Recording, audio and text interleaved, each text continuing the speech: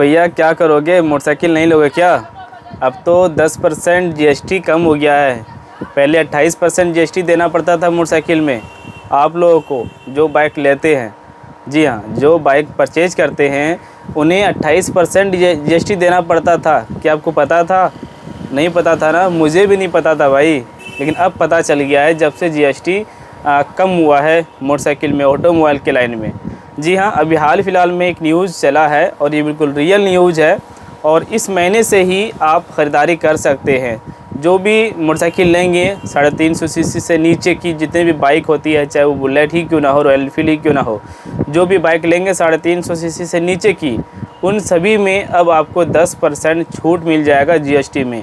अगर किसी बाइक का कीमत 1 लाख रुपए था तो उसमें आपको 10,000 रुपये कम देना पड़ेगा। तो आप 1 लाख से कम कीमत में मोटरसाइकिल ले सकते हैं। जैसे कि हीरो की स्प्लेंडर बाइक की कीमत 1 लाख रुपये हो गई थी और उसमें अब 10,000 रुपये कम देना पड़ेगा। तो जीएसटी से काफ़ी राहत मिला है। जो भाई लोग लेना चाहते हैं, बाइक मोटरसाइकिल लेना चाहते हैं या फिर कार से लेना चाहते हैं, फिर 3 व्हीलर लेना चाहते हैं, कार्स में और 3 व्हीलर्स में भी इसमें ऑफ़र है, यही ऑफ़र है। लेकिन बहुत ऐसे कार है, बहुत ऐसे बाइक है जिसमें कि ये ऑफ़र नहीं है। जो बड़े सीसी का है उसमें आपको नहीं मिलेगा।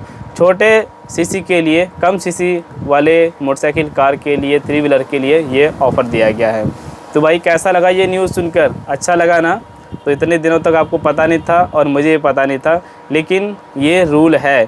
हमें ये पता था पहले से कि ऑटोमोबाइल का जो स्पेयर पार्ट्स होता है उसमें हमें 28% जीएसटी देना पड़ता है। अब पता चला कि हमें कार्स और गाड़ियों में भी, जितने भी बाइक होती है सभी में हमें 28% देना पड़ता है। अब कहाँ से गरीब किसान आगे बढ़ेंगे भाई? बहुत छोटे बिजनेस वाले हैं, कोई घर का काम करते हैं, खेतीबाड़ी का काम करते हैं, उन्होंने भी मोटरसाइकिल लेके रखा है और उन्हें ज़्यादा से ज़्यादा जीएसटी पे करके बाइक लेना पड़ता था। बताइए। तो खैर जो भी बात है, अभी हाल फिलहाल में दीपावली भी आ रहा है और बहुत सारे भाई लोग इस मौके पर, त्यौहार के मौके पर बाइक कार्स ख़रीदते हैं। तो मुझे लगता है कुछ इसकी वजह से भी हमें शायद लाभ मिल रहा हो। अगर आप लोग लेना चाहते हैं कार्स, फिर मोटरसाइकिल लेना चाहते हैं तो आप लोग ज़रूर लीजिए। इसमें आपको काफ़ी डिस्काउंट मिलने वाला है। लेकिन स्पेयर पार्ट्स में आपको डिस्काउंट नहीं मिलेगा, सिर्फ ये गाड़ियों के ऊपर ही ये देखा गया है।